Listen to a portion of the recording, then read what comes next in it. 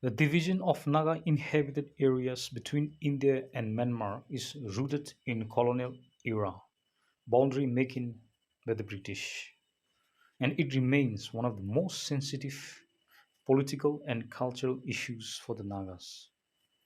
The division of the Naga inhabited areas between India and Myanmar is not just a line on a map. It's a wound rooted in colonial boundary making, a wound that still shapes Naga identity, politics, and struggle today. Before the British came, there were no borders, no India, no Myanmar in the hills and valleys of the Nagas. The Naga tribes lived freely and independently across their ancestral hills and valleys, what we now call Northeast India and Northwestern Myanmar. The Naga lives were defined by tribal dominance, not political boundaries. Trade, marriage, festivals, and shared customs flowed naturally across the hills. Then came the British, and war followed. Between 1824 and 1885, the Anglo-Burmese Wars raged. The British East India Company crushed the Burmese Konbaung dynasty. After the First War, the Treaty of Yandabo in 1826 handed the British control over Assam and parts of the Naga Hills. By 1885, Burma was fully under British rule, but the real fracture came in 1937. The British split Burma from British India. They drew lines, administrative lines, with no local consultation. These lines would later become the international boundary. No Naga village was asked, no tribal chief consulted. Entire communities found themselves suddenly separated by a foreign border. A single line cut across Naga tribes, families, languages, and lifeways.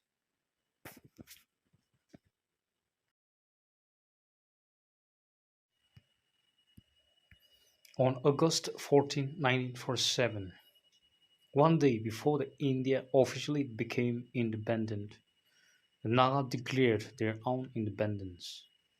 Nagas believe their distinct history, culture, and territory gave them the right to self-determination, as separate from both India and Burma. The declaration was peaceful yet powerful, symbolizing the Nagas' aspiration to remain sovereign. But how did the British respond? The British colonial administration, rather than making a firm decision, adopted a wait and see policy. They were unwilling to commit to either recognizing Naga independence or integrating them with India. With the British departing, they left behind vacuum, a complex legacy of uncertainty.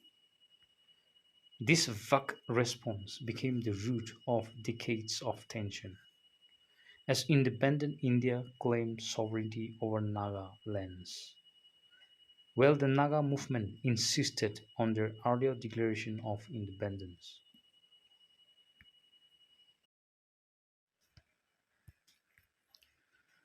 On August 15, 1947, India gained independence from British rule. A year later, in 1948, Myanmar, then known as Burma, also became a sovereign nation. But with independence came a line,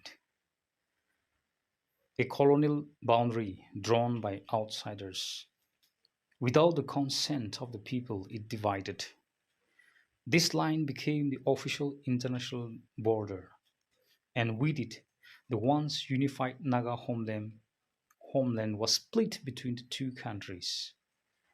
On one side, India, with Naga inhabited areas in Nagaland, Manipur, Arunachal Pradesh, and Assam. On the other, Myanmar, with Naga areas mainly in the Sagan region, including the present-day Naga self-administered zone. The border didn't just divide land, it tore through families, tribes, and entire communities. Some villages woke up to find their homes split between two countries. Traditional travel routes, trade, and festivals were disrupted. The cultural, social, and political unity of the Naga people fractured. This division wasn't accepted by the Nagas. Instead, it planted the seeds of a deep-rooted political struggle, one that would shape decades of resistance. Naga leaders like Eze Fizo strongly opposed integration into either India or Myanmar. Naga declared that Nagas had never agreed to be ruled by these new nations. From this sentiment, a powerful idea emerged: Greater Nagalim, a vision to reunite all Naga inhabited areas under one homeland beyond India-Myanmar border. But both governments, India and Myanmar, rejected the demand, and so the dream of unified Nagaland remains unfulfilled. Still alive in the hearts of many Nagas and still fueling political and insurgent movements today.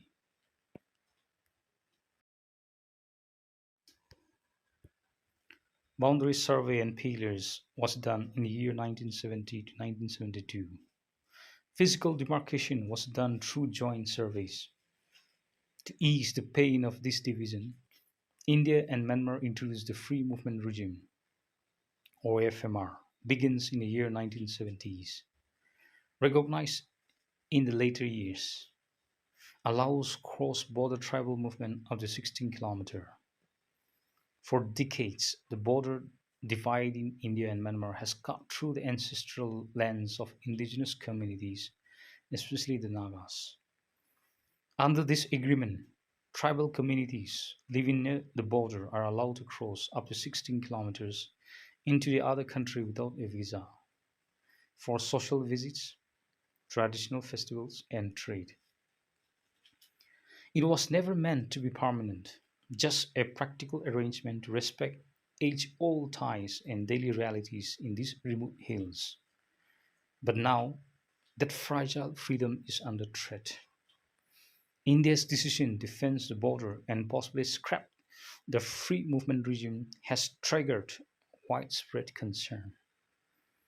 Many Naga groups and local communities oppose the fencing, not just for logistical reasons, but because of deep historical, cultural, and political roots. For Nagas, the border is not just a line on a map, it's a wound that never healed. And the FMR, is the last remaining thread connecting divided families, clans, and cultures. Scrapping it, Nagas fear would mean severing ties of shared identity and replacing trust with barbed wire.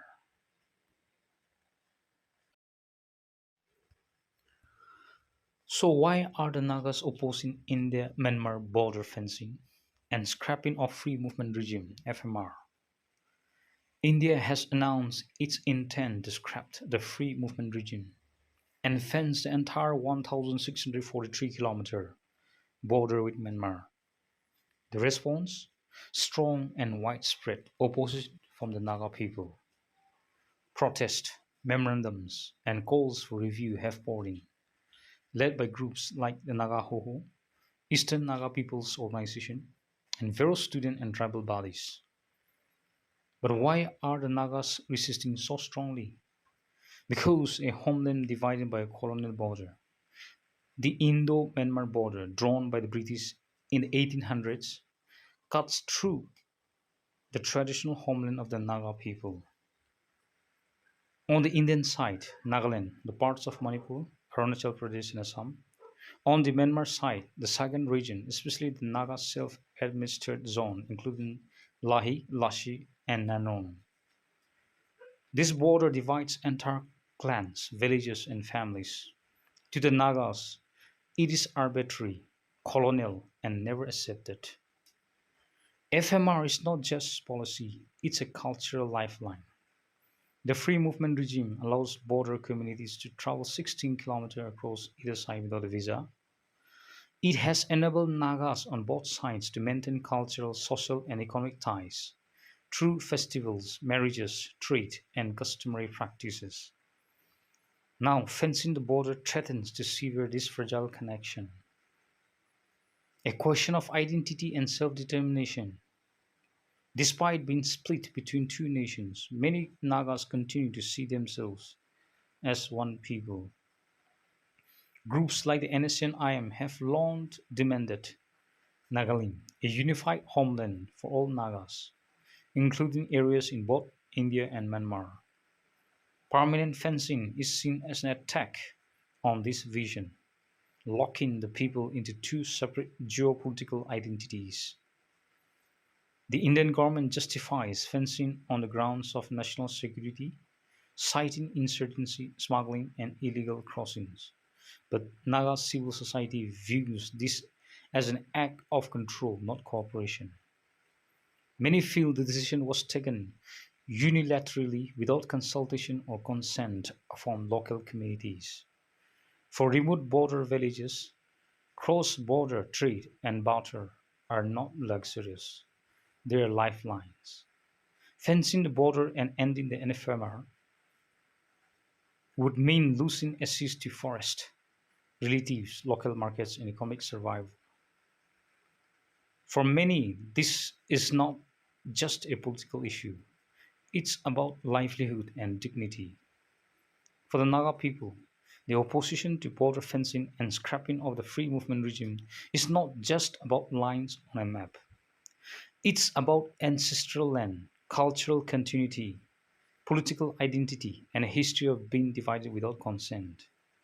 Nagas see this as a continuation of colonial policies, now enforced by modern governments. And Naga's message is clear: don't build fences across our lives, build understanding instead. The story of the Naga people is not just a story of borders, it is a story of a homeland divided, a culture disrupted, and a people unheard.